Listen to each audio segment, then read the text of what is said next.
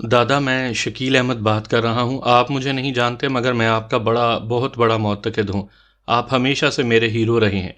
شکریہ، اور میں تھوڑا مصروف ہوں اس لیے اجازت چاہوں گا۔ کال نہ کاٹنا دادا، بہت ضروری بات کرنی ہے۔ بولو، اس نے کوفت زدہ انداز میں کہا۔ آپ کی بیوی کو فصیح الدین نے اغوا کر لیا ہے اور وہ اس وقت اس کے عیاشی کے اڈے پر ہے۔ کیا؟ ایک دم اس کے خون کی گردش تیز ہو گئی تھی۔ اور تم میری بیوی کو کیسے جانتے ہو؟ وہ تیز لہجے میں تفصیل بتاتا ہوا بولا، جانتا ہوں دادا، شاہ جی کے گھر میں ہونے والی تقریب میں نے بھابھی کو سرخ رنگ کا دوپٹہ لپیٹے ہوئے دیکھا تھا۔ بدقسمتی سے میں فصیح الدین صاحب کے عیاشی کے اڈے کا انچارج ہوں، اور ابھی تھوڑی دیر پہلے دو آدمی انہیں لے کر میرے پاس آئے تھے۔ وہ بے ہوش تھیں، انہیں دیکھتے ہی میں پہچان گیا، اور اب کوٹھی سے باہر نکل کر آپ کو کال کر رہا ہوں۔ جلدی آئیں دادا، بھابھی کی عزت خطرے میں ہے۔ فصیح الدین اس کے ساتھ اکیلے کمرے میں موجود ہے۔ مجھ میں اتنی ہمت اور حوصلہ نہیں کہ میں اس کا مقابلہ کر سکوں۔ اگر یہ جھوٹ ہوا تو؟ دادا، یہ تحقیقات کا وقت نہیں۔ میں جانتا ہوں آپ ڈرنے والے نہیں ہیں۔ میری غلط بیانی سے شاید آپ کو اتنا نقصان نہ ہو، لیکن میرے سچا ہونے پر، جیسا کہ میں ہوں، اگر آپ نے صورت سے اقدام نہ کیا تو شاید ساری عمر پچھتاتے رہیں۔ پتہ بتاؤ۔ اس کے لہجے میں آگ کی سی تپش تھی۔ شکیل نے فوراً مطلوبہ کوٹھی کا پتہ دہرا دیا۔ رابطہ منقطع کرتے ہوئے وہ باہر کی طرف بھاگا۔ عظیم گاڑیاں نکالو۔ ملازموں کے کوارٹرز کی طرف بھاگتے ہوئے وہ زور زور سے چلا رہا تھا۔ اس کے محافظ جس حالت میں تھے، کمروں سے نکل کر باہر بھاگتے چلے آئے۔ گاڑیاں نکالو، وقت نہیں ہے۔ وہ دھاڑا۔ اس کے ڈرائیور شہزاد نے سرعت سے گیراج میں کھڑی مرسڈیز باہر نکالی۔ اس کے ساتھ والی نشست پر جگہ سنبھالتے ہوئے وہ چلایا، جلدی چلو، اورنگزیب کالونی میں جانا ہے۔ شہزاد نے ہونٹ بھینچتے ہوئے کار بھگا دی۔ چوکیدار بھی کبیر دادا کے چلانے کی آواز سن چکا تھا۔ اس نے دروازہ کھولنے میں ایک لمحے کی بھی دیر نہیں لگائی۔ اس کے محافظ اورنگزیب کالونی کا نام سن چکے تھے اور وہ فوراً اپنی جیپیں نکالتے ہوئے پیچھے چل پڑے۔ تیز چلو، کسی اشارے پر رکنے کی ضرورت نہیں، بس چلتے جاؤ۔ کبیر دادا کے لہجے میں شامل غصہ اور بے صبری سے شہزاد کا دل دہلا جا رہا تھا۔ وہ پوری رفتار سے مرسڈیز کو بھگائے گیا۔ ان کے عقب میں آنے والی جیپ میں امتیاز بڑے یقین سے دعویٰ کر رہا تھا، میں قسم کھا سکتا ہوں کہ یہ نمازن کا معاملہ ہے۔ یار، تمہارے دماغ میں ہر وقت وہی گھسی ہوتی ہے۔ بخش نے اسے جھڑکا۔ شرط لگا لو۔ امتیاز نے اسے للکارنے میں دیر نہیں لگائی تھی۔ بھاڑ میں جاؤ، غصہ بھرے لہجے میں کہتے ہوئے بخش نے چپ سادھ لی تھی۔ شہزاد بڑی مہارت سے گاڑیوں کو اوورٹیک کرتا ہوا مطلوبہ سمت میں روانہ تھا۔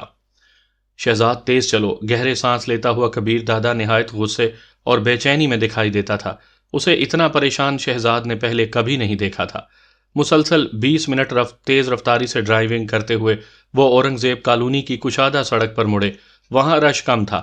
شہزاد نے کار کی رفتار مزید بڑھا دی تھی۔ بلاک نمبر 3، گلی نمبر 2، مکان نمبر 25A۔ اس نے مکمل پتہ دہرایا۔ شہزاد نے بلاک نمبر 3 کی گلی نمبر 2 میں کار موڑ دی۔ چوڑی گلی میں چوتھے نمبر پر ان کا مطلوبہ مکان تھا۔ اس نے جو ہی کار گیٹ کے سامنے جا کر روکی، محافظوں کی جیپیں بھی اس کے پیچھے پہنچ گئی تھیں۔ اسی وقت عظیم پچھلی جیپ سے باہر نکل کر دوڑ کر اس کے قریب پہنچا۔ وہ عظیم کی طرف متوجہ ہوا، یہ کس کا مکان ہے؟ عظیم سرعت سے بولا، فصیح الدین کا۔ ہوشیار رہنا، کہہ کر وہ داخلی دروازے کی طرف بڑھا۔ اسی وقت ذیلی کھڑکی کا کھول کر چوکیدار باہر نکل آیا تھا۔ جی صاحب، اس نے پوچھنے کے لیے لب کھولے مگر اس کا فکرہ مکمل ہونے سے پہلے کبیر دادا کا بازو گھوم چکا تھا۔ کن پٹی پر لگنے والا مکہ اسے سوال جواب کی دنیا سے بہت دور لے گیا تھا۔ کبیر دادا فوراً اندر داخل ہوا۔ سیمٹ کی روش پر اسے فصیح الدین کی کار کھڑی نظر آئی تھی اور اس کے ساتھ کرسیاں ڈال کر اس کے دونوں محافظ بیٹھے تھے۔ گاڑیوں کے رکنے کی آواز وہ سن چکے تھے اور اس وقت دروازے ہی کی جانب متوجہ تھے۔ کبیر دادا کو دن دناتے ہوئے اندر داخل ہوتا دیکھ کر وہ چہروں پر حیرانی بھرے تاثرات سجائے کھڑے ہو گئے۔ کبیر دادا، آپ یوں کیسے ایک دم؟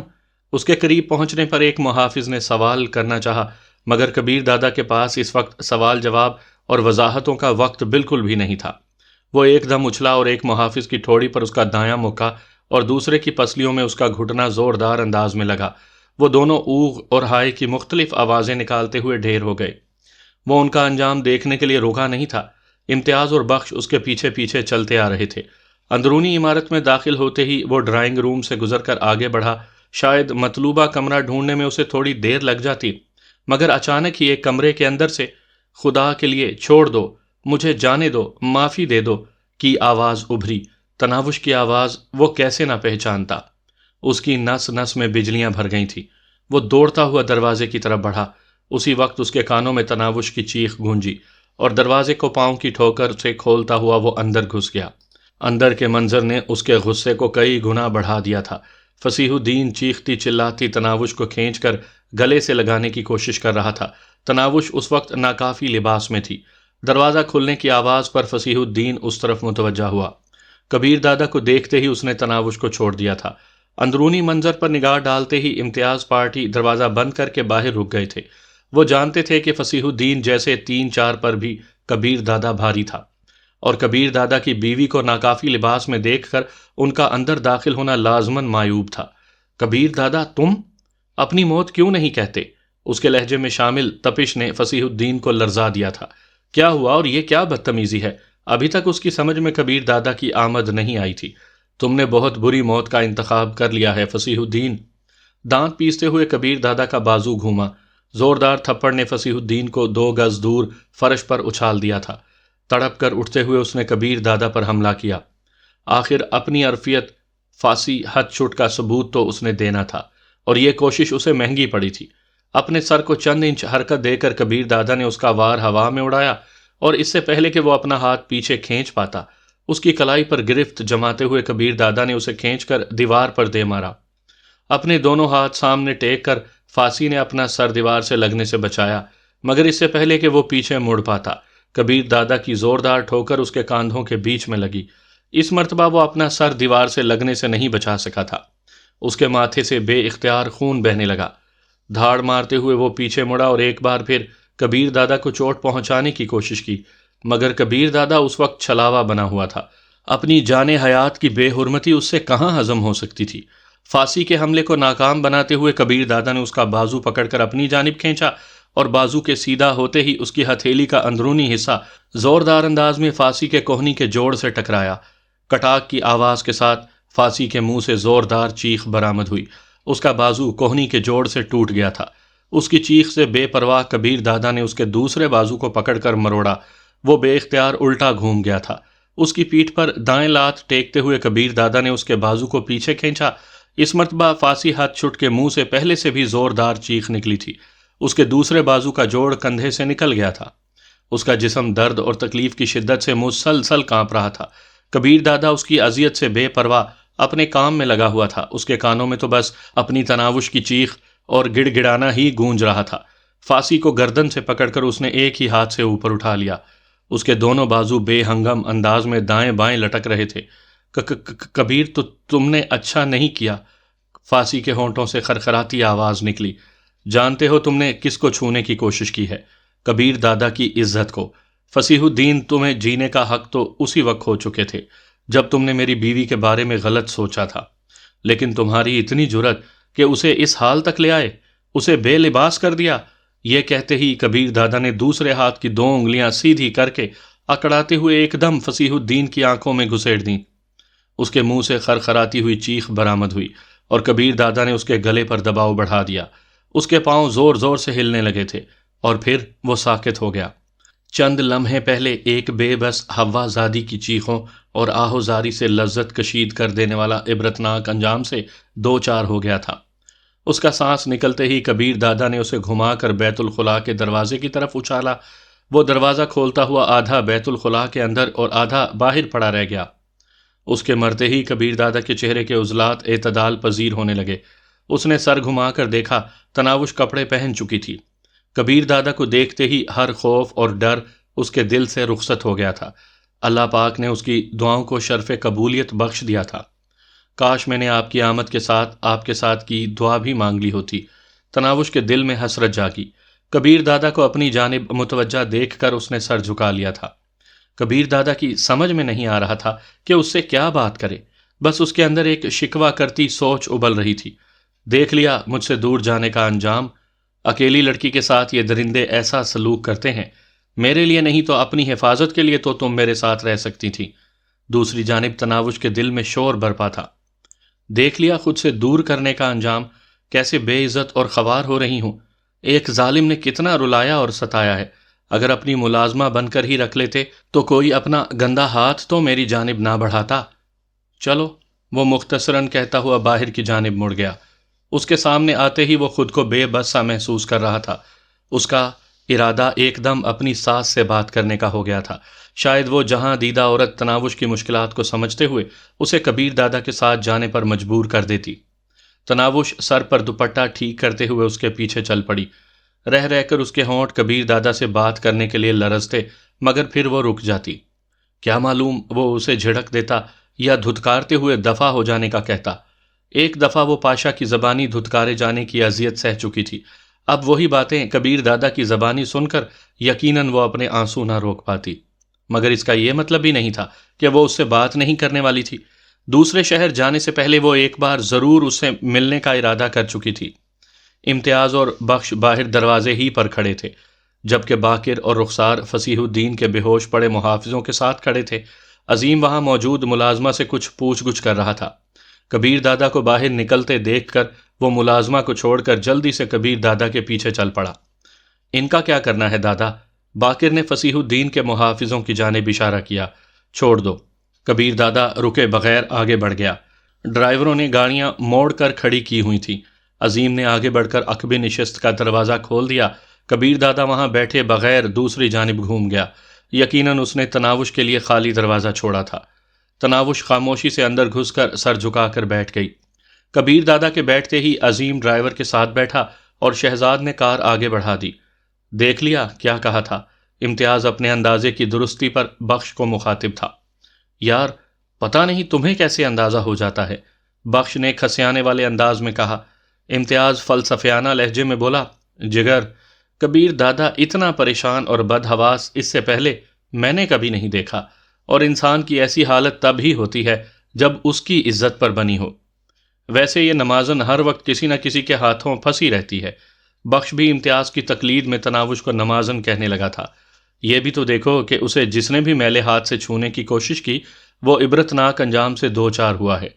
دلاور شیخ، خاور شیخ اور اب فاسی ہتھ چٹ جیسا آدمی بھی نہ بچ پایا۔ بخش نے کہا، ویسے فاسی کی موت پر کافی ہنگامہ کھڑا ہوگا۔ امتیاز ہنسا۔ کبیر دادا ایسے ہنگاموں کو پاؤں کی ٹھوکروں میں اڑا دیتا ہے۔ صحیح کہا۔ بخش نے اس کی تائید میں سر ہلا دیا۔ کار کے آگے بڑھتے ہی عظیم نے پوچھا، دادا کہاں جانا ہے؟ کبیر دادا نے کہا، تناوش کے گھر۔ تناوش کا دل دھک سے رہ گیا تھا۔ اس سے پہلے اس کے دل میں ذرا سی امید بقایا تھی کہ شاید اسے خوابوں کی جنت میں جانے کا موقع مل جائے، مگر اس کی یہ خواہش شرمندہ تعبیر نہیں ہو سکی تھی۔ تمام اپنی اپنی سوچوں میں گم تھے۔ اس سے پہلے تناوش ہمیشہ نامحسوس انداز میں کھسکتے ہوئے کبیر دادا کے ساتھ لگ کر بیٹھ جایا کرتی تھی۔ آج کبیر دادا کا رواں رواں دستے دعا بنا اس کی قربت کا متمنی تھا، مگر وہ سیٹ کے دوسرے کنارے سر جھکائے بیٹھی تھی۔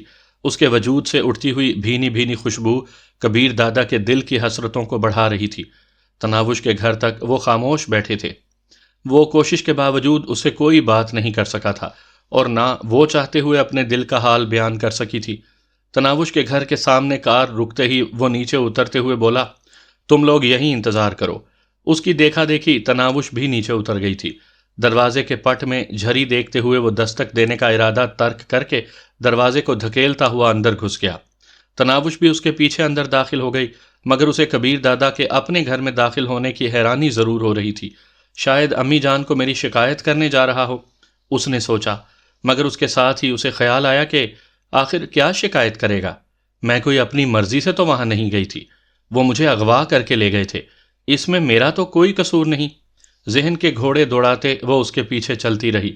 بشرا کمرے ہی میں گھسی تھی۔ جوں ہی کبیر دادا تناوش کے لیے گلا کھنکارتا ہوا اندر داخل ہوا، پریشانی سے سر پکڑے بیٹھی بشرا خوشی سے چیختے ہوئے بیٹی کی طرف بڑھی۔ تم کہاں تھی میری جان؟ وہ ماں کے ساتھ لپٹ کر خاموشی سے آنسو بہانے لگی۔ اتنا قریب آ کر اس کا محبوب پھر واپس لوٹنے والا تھا۔ کبیر دادا نے بھی بشرا کی بات کا جواب دینے کی ضرورت محسوس نہیں کی تھی۔ وہ نہیں چاہتا تھا کہ تناوش کے اغوا کی بابت جان کر وہ پریشان ہو جائیں۔ بشرا بیٹی کو تسلی بھرے چند الفاظ کہہ کر کبیر دادا کی طرف متوجہ ہوئی۔ تو اسے آپ لے گئے تھے؟ کبیر دادا کی خاموشی کو اثبات میں جانتے ہوئے اس کی بات جاری رہی۔ مگر کیوں؟ آپ نے تو اسے دھتکار دیا تھا، پھر ساتھ لے جانے کا خیال کیسے آیا؟ جس لڑکی کو آپ گھر میں نہیں رکھ سکتے، اس کے ساتھ عیاشی کرنے اور اس کی معصومیت سے فائدہ اٹھانے کی اجازت آپ کو کس نے دی ہے؟ کیا اسی لیے ہماری مدد کی تھی کہ اس کے بعد ہمارا تماشا بنا دو؟ آپ سے تو وہ دلاور شیخ ہی بہتر تھا جو میری بیٹی کو ہمیشہ ہمیشہ کے لیے اپنانا چاہتا تھا۔ ماں جی نہیں، تناوش نے تڑپ کر ماں کو روکنا چاہا، جبکہ کبیر دادا ششدر کھڑا اس کی باتیں سن رہا تھا۔ وہ ساری باتیں اس کے سر سے کافی اوپر گزر رہی تھی۔ تم خاموش رہو، بیٹی کو جھڑک کر وہ کبیر دادا کی طرف متوجہ ہو گئی۔ آپ بھرے مجمع میں نکاح پڑھوا کر میری چاند سی معصوم بیٹی کو دلہن بنا کر لے گئے اور 4 دن کسی گاہک کی طرح اسے نوچ کھسوٹ کر دھتکار دیا۔ کیا آپ کے آفر کیے ہوئے روپے میری بیٹی کے دکھ درد کا درمان ہو سکتے ہیں؟ جانتے ہو وہ معصوم 2 دن سے کیسے تڑپ رہی ہے، کیسے گڑ گڑا رہی ہے کہ آپ کے پاس جا کر منت کروں کہ میری بیٹی کو بیوی نہیں ملازمہ ہی بنا کر رکھ لو، تنخواہ بھی نہیں لے گی، کسی حق کا مطالبہ بھی نہیں کرے گی، بس اسے خود سے دور نہ کرو۔ کیا جواب دیتی اپنے جگر کے ٹکڑے کو؟ کیسے بہلاتی، کیسے تسلی دیتی؟ جبکہ کسی محبت کرنے والے کے دل کو تسلی تو اس کے محبوب کا ساتھ ہی دے سکتا ہے، اور یہاں تو معاملہ ایک بڑے آدمی کا تھا جسے نہ تو لڑکیوں کی کمی ہے اور نہ کسی کی پرخلوص محبت سے کوئی غرض۔ بشرا سانس لینے کو رکی اور پھر اس کی بات جاری رہی۔ اگر آپ یہ سمجھتے ہیں کہ چند ٹکے دے کر میری بیٹی کے دکھوں کا مداوع کر دیں گے یا کوئی گاڑی بنگلہ دے کر ہماری جھولی خوشیوں سے بھر دیں گے تو یہ آپ کی غلط فہمی ہے۔ ہم غریب ضرور ہیں مگر کسی کے سامنے ہاتھ نہیں پھیلاتے، خاص کر حرام کی دولت کا 1 روپیہ نہیں چاہیے ہمیں۔ اور اب یہ گزارش ہے کہ میری بیٹی کا پیچھا چھوڑ دو، اسے اپنے دکھوں اور غموں کے ساتھ رہنے دو۔ جتنی عیاشی کرنا تھی نا آپ نے کر لی، میری بیٹی نے پورا معاوضہ ادا کر دیا ہے۔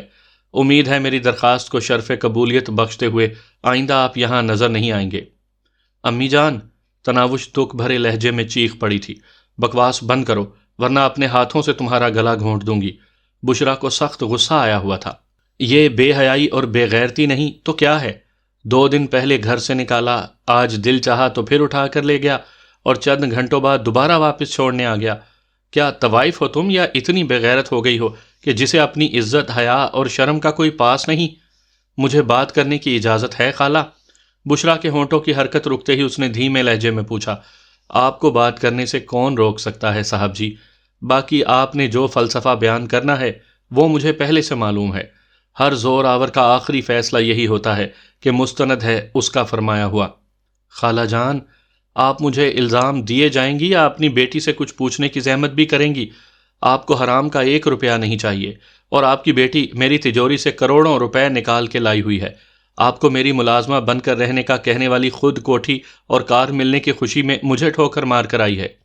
اسے عیش و آرام کی زندگی درکار تھی، کبیر کا ساتھ نہیں، اور پھر اتنی جرت بھی مفقود ہے کہ میرا سامنا کر سکے۔ اور جہاں تک آج اسے اپنے ساتھ لے جانے کی بات ہے تو یہ خود آپ کو بتا دے گی کہ اسے کیسے اغوا کیا گیا۔ میں تو بس بر وقت اس کی جان بچانے پہنچا تھا اور وہیں سے سیدھا یہاں لے آیا۔ آپ ٹھیک نہیں کہہ رہے، آنکھوں میں حیرانی بھرے تناوش گلوگیر لہجے میں بولی۔ اس کے وہم و گمان میں بھی نہیں تھا کہ کبیر دادا اس پر چوری جیسا گھٹیا الزام لگائے گا۔ میں اللہ پاک کی قسم کھاتی ہوں، میں نے آپ کی تجوری کو ایک بار بھی نہیں کھول کر دیکھا، اور میں نے اپنے کانوں سے سنا ہے جب آپ پاشا بھائی کو کہہ رہے تھے کہ کسی بھی قیمت پر مجھ سے آپ کی جان چھڑوا دیں۔ اسی وجہ سے پاشا بھائی نے کوٹھی وغیرہ کی بات کی تھی، لیکن میں نے منع کر دیا۔ آپ ابھی پاشا بھائی سے تصدیق کر سکتے ہیں۔ اس کی سیاہ آنکھیں آبشار بن گئی تھیں۔ اس کا معصوم، سیدھا اور سچا لہجہ ایسا نہیں تھا جو کبیر دادا کے دل پر اثر نہ کرتا۔ وہ الجھ گیا تھا۔ یہ ممکن ہی نہیں تھا کہ پاشا اس سے غلط بیانی کرتا یا اس کی تجوری سے پیسے نکالتا۔ پھر وہ خود اپنے کانوں سے تناوش کے الفاظ سن چکا تھا۔ یہ ساری الجھن پاشا ہی دور کر سکتا تھا۔ یا تو تناوش عیش و آرام کی زندگی گزارنے کی خواہش کو ماں سے چھپا کر کوئی کھیل کھیل رہی تھی، یا پاشا کوئی ڈنڈی مار رہا تھا۔ تناوش کا لہجہ اور انداز ایسا نہیں تھا کہ وہ اسے جھوٹا سمجھ سکتا۔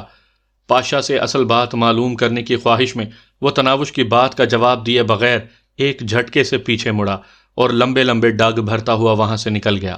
تناوش تیز سسکی بھرتے ہوئے ماں سے لپٹ گئی تھی۔ چلے گئے ہیں نا، اب کبھی نہیں لوٹیں گے۔ میں جانتی ہوں وہ کبھی نہیں آئیں گے۔ وہ مجھے ملازمہ رکھنے پر بھی راضی نہیں ہے ماں جی۔ ان کے نزدیک میری کوئی اہمیت نہیں ہے۔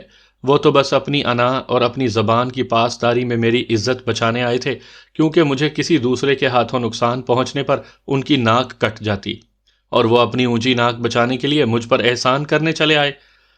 چپ کر میری جان، اتنا نہیں روتے، بشرا اسے اپنے ساتھ لپٹا کر تسلی دینے لگی۔ مگر دل بے ایمان تسلیوں سے کہاں مانا کرتا ہے۔ امی جان، آپ کو اتنے سخت الفاظ تو استعمال نہیں کرنے چاہیے تھے نا۔ پہلے مجھ سے پوچھ تو لیتی کہ میں ان کے ساتھ کس مقصد سے تھی۔ وہ تو مجھے بچانے آئے تھے، ایک غلیظ بد کردار درندے کے چنگل سے مجھے چھڑانے آئے تھے۔ آپ کی بیٹی کی طرف بڑھنے والا گندا ہاتھ کاٹنے آئے تھے، آپ کی بیٹی کی طرف اٹھنے والی میلی آنکھوں کو پھوڑنے آئے تھے، اور آپ نے ان کی بے عزتی کر دی۔ جانتی نہیں آپ کی بیٹی کتنی بد نصیب، سبز قدم اور جنم جلی ہے۔ پیدائش کے ساتھ ایسی پیچیدگیاں لائی کہ آپ دوبارہ ماں ہی نہ بن سکیں۔ بابا کہنا سیکھا تو پیار کرنے والے ابو جان منہ موڑ گئے، جوان ہوئی تو پیارے بھیا روٹھ گئے، اور شادی کے ایک ہفتے بعد ماں کے دروازے پر آن بیٹھی۔ وہ سسکیاں بھرتے کبھی کبیر دادا کی شکایت کرنے لگتی، کبھی ماں کو گلا کرنے لگتی، اور کبھی اپنی بد نصیبی کا رونا رونے لگتی۔ بشرا بھی آنکھوں میں پیدا ہونے والی نمی کو روکے اسے مسلسل پچکار کر تسلیاں دیتی رہی۔ ماں جی، کیا میں خوبصورت نہیں ہوں؟ ہچکیاں بھرتے ہوئے اس نے بے ساختہ پوچھا۔ پگلی نہ ہو تو، تم تو شہزادی ہو، شہزادی۔ پھر انہیں اچھی کیوں نہیں لگتی ماں جی؟ اچھا لگنے کا انحصار صورت پر تو نہیں ہوتا میری جان، اور چھوڑو، جانے دو، اگر اسے تمہاری ضرورت نہیں تو تم کیوں خود کو ہلکان کر رہی ہو؟ مجھے تو ان کی ضرورت ہے نا ماں جی، اس نے گلوگیر لہجے میں کہا۔ وقت ہر زخم کو بھر دیتا ہے میری جان، کچھ عرصے بعد تمہیں اس بے وفا کا نام بھی بھول جائے گا۔ یہ شہر ہم یوں بھی چھوڑ دیں گے، اور پھر دیکھ لینا میں اپنی شہزادی کے لیے کیسے راج کمار کا رشتہ ڈھونڈتی ہوں، اس کے ساتھ مل کر نئی زندگی گزارنا۔ تناوش ہولے سے بڑبڑائی۔ زندگی اب کے میرا نام نہ شامل کرنا، گر یہ طے ہے کہ یہی کھیل دوبارہ ہوگا۔ جس کے ہونے سے میرا سانس چلا کرتا تھا، کس طرح اس کے بغیر اپنا گزارا ہوگا۔ اب اپنی ان پڑھ ماں کو شاعری سنائے گی؟ بشرا نے ہنس کر اس کا موڈ ٹھیک کرنا چاہا، مگر وہ آنکھیں نم کیے ماں کی گود میں لیٹی رہی۔ سامعین کرام، آپ سن رہے ہیں ایک دلچسپ اور رومانوی اردو کہانی جس کا نام ہے رکھیل۔ یہ اس سلسلے کی قسط نمبر 20 ہے۔ مجھے امید ہے آپ کو میری یہ کاوش پسند آ رہی ہوگی۔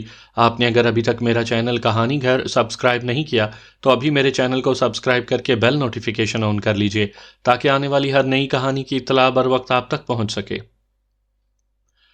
سر، کام ہو گیا ہے۔ ایس پی کو شکیل احمد کی کال موصول ہوئی۔ شاباش، تحسین آمیز نعرہ بلند کرتے ہوئے اس نے پوچھا، اور تم اس وقت کہاں ہو؟ ذرا صورتحال پر روشنی ڈالو۔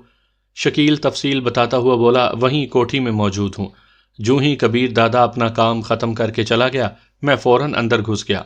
فاسی صاحب کے دونوں محافظ اور چوکیدار بے ہوش پڑے ہیں، ایک خوف زدہ ملازمہ تھر تھر کانپتی باورچی خانے میں چھپی ہے، جبکہ فاسی صاحب باقی نہیں رہے۔ کبیر دادا نے بہت درندگی کا مظاہرہ کیا ہے، اس کے دونوں بازو توڑ دیے، آنکھیں پھوڑ دیں، بیچارے کی لاش اوندھے منہ بیت الخلا میں پڑی ہے۔ تم تھوڑی دیر ٹھہرو وہیں پر، میرا ایک آدمی آ رہا ہے، پھر تمہارا کام ختم ہو جائے گا، اور فاسی گینگ کا نمبر 2 بننے کی پیشگی مبارکباد قبول ہو۔ بہت بہت شکریہ سر۔ شکیل احمد خوشی سے پھولے نہیں سما رہا تھا۔ مزید کوئی بات کیے بغیر ایس پی نے رابطہ منقطع کیا اور ایک دوسرا نمبر ملانے لگا۔ جی سر، کال فوراً ہی وصول کر لی گئی تھی۔ وقت آ گیا ہے، وہ اندر ہی ہے۔ بے ہوش پڑے محافظوں سے کوئی تعارض نہ کرنا۔ ملازمہ اور شکیل کا ٹکٹ کاٹ دو۔ ٹھیک ہے سر، کہتے ہی رابطہ کاٹ دیا گیا۔ ایس پی گھومنے والی کرسی سے ٹیک لگا کر اس کے جوابی کال کا انتظار کرنے لگا۔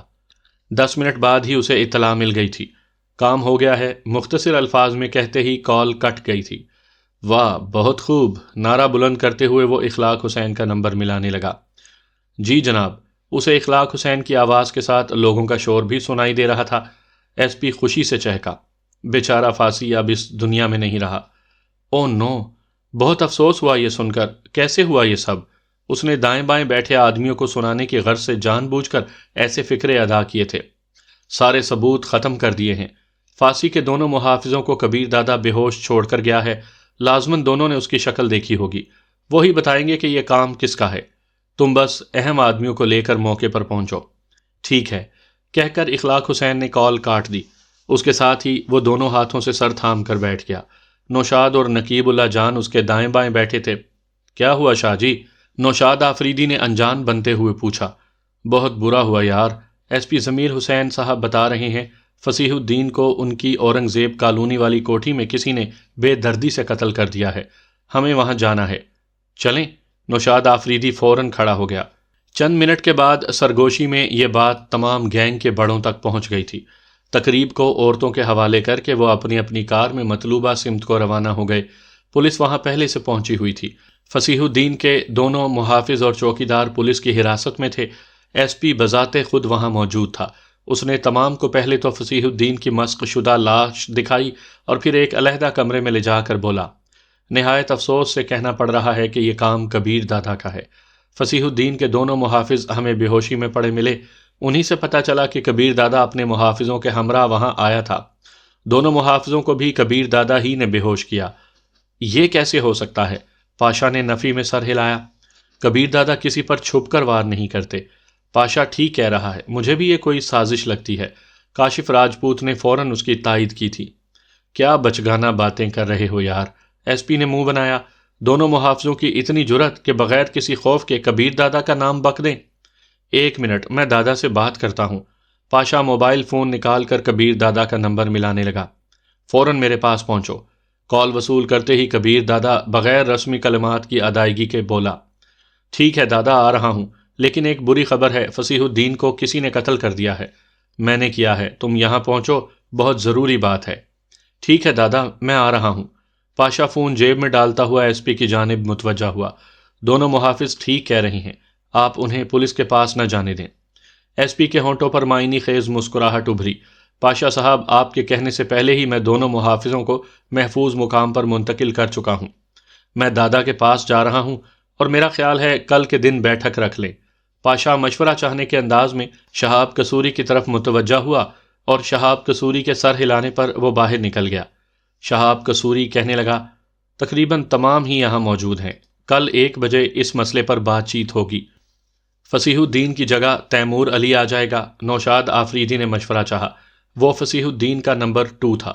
شہاب قصوری نے سر ہلایا، ٹھیک ہے، اگر تمام راضی ہیں تو اسی کو بانٹ دو۔